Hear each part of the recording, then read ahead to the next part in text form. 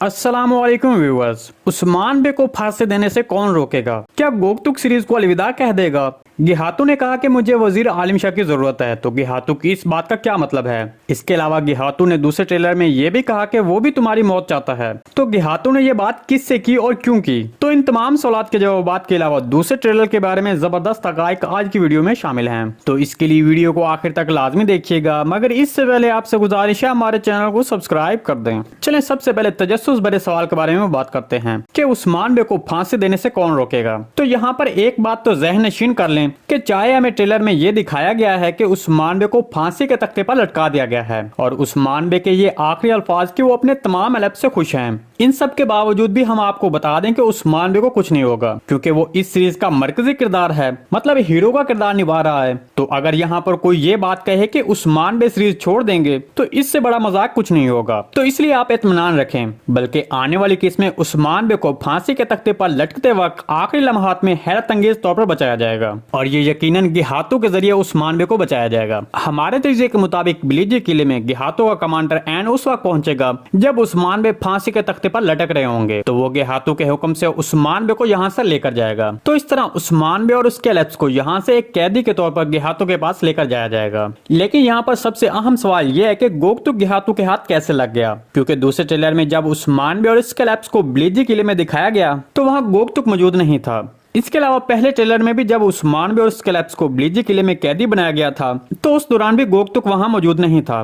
तब हमने आपको बताया था कि गोकतुक बिलीजी किले से निकलने में कामयाब हो जाएगा। तो हमारे तजज़िये के मुताबिक गोकतुक बिलीजी किले से निकल जाएगा, लेकिन मंगोल गेहातू के हाथ लग जाएगा। तो वहाँ हो सकता है गोकतुक गेहातू को सब कुछ बताए कि इस वक्त उस्मान बे बिलीजी किले में मौजूद है। तो इस तरह गेहातू निकोला और वजीर आलम शाह के मंसूबे में अमल दखल करता नजर आएगा। तो इसके बाद उस्मान बे और उसके लेप्स को गेहातू के पास लेकर जाने के बाद गेहातू अपना पिछला बदला लेने के लिए उस्मान बे को तकलीफ पहुंचाने के लिए उसके लेप्स गोकतुक को खत्म करना चाहेगा। तो यहाँ पर सबसे अहम सवाल ये है कि क्या फिर गोकतुक सीरीज छोड़ देगा? तो इसके बारे में आपको बता चलें कि ऐसा नहीं होगा, क्योंकि गोकतुक उस्मान बे का एक अहम फौजी है और हाल ही में इसकी एक अलग कहानी हैरा के जरिए शुरू हो चुकी है, जो कि हम गुज़िश्ता चंद एक साल से देखते आ रहे हैं। तो अगर यहाँ गोकतुक को निकालना ही होता तो फिर उसकी हैरा के किरदार के साथ कहानी जोड़ने का क्या मतलब बनता है?